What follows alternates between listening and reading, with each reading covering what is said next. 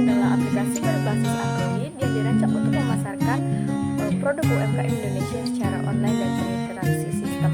Nah, tahapan yang harus dilakukannya meliputi ada pendataan, sertifikasi produk UMKM, pembuatan aplikasi, sosialisasi, hingga sistem pengiriman barang. Nah, menghadapi tantangan ekonomi digital, Indonesia harus mempunyai strategi pemasaran dan kebijakan yang efektif.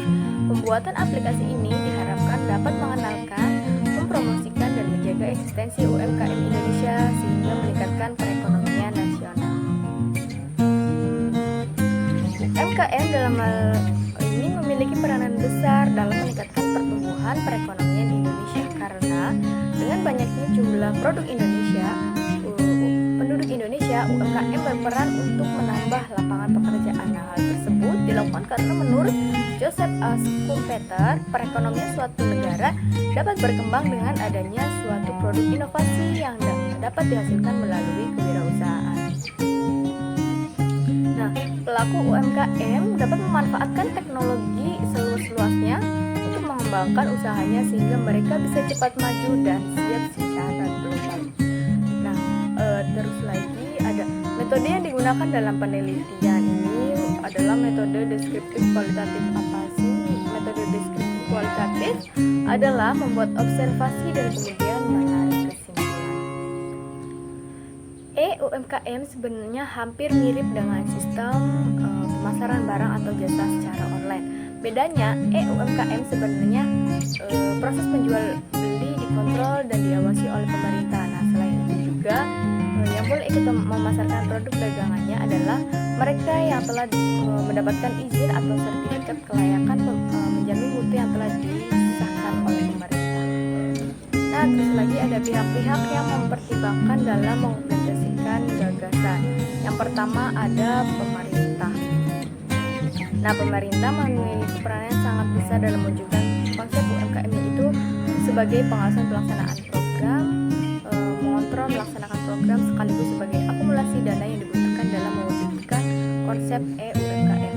Yang kedua ada Kementerian Koperasi dan UMKM. Terus lagi yang ketiga ada Kementerian Ekonomi. Yang keempat ada Kementerian Riset dan Teknologi. Yang kelima masyarakat atau produsen UMKM. Nah, yang terakhir ada perusahaan jasa pengiriman barang. Terus lagi selanjutnya ada langkah-langkah strategi dalam mengimplementasikan konsep UMKM. Yang pertama ada tahap pembuatan aplikasi. Terus lagi yang kedua ada tahap sosialisasi dan pendataan serta sertifikat produk UMKM. Yang ketiga ada tahap input data produk UMKM yang bersifat web. Terus lagi yang terakhir ada tahap pengiriman barang. Terus tadi ada tahap pembuatan aplikasi. Langkah pertama yang dilakukan untuk menerapkan gagasan yaitu dalam membuat aplikasi yang digunakan sebagai wadah untuk memasarkan produk UMKM. Nah, jadi kesimpulan dari yang tadi saya jelaskan tentang UMKM adalah mengembangkan UMKM di Indonesia mengalami beberapa hambatan dalam operasionalnya. Pengetahuan para produsen atau pemilik UMKM di Indonesia mengenai teknologi masih jauh dari cukup. Kebanyakan produsen di Indonesia masih menggunakan peralatan yang bersifat masih tradisional, sehingga biaya produksi malah menjadi lebih tinggi dibandingkan jika para konsumen menggunakan mesin-mesin modern. Dengan adanya perkembangan teknologi dewasa ini, UMKM seharusnya sudah mempersiapkan strategi baru yang akan membawa mereka tetap bertahan dan mampu berekspansi di kancah internasional. Nah, itu tadi penjelasan saya tentang UMKM.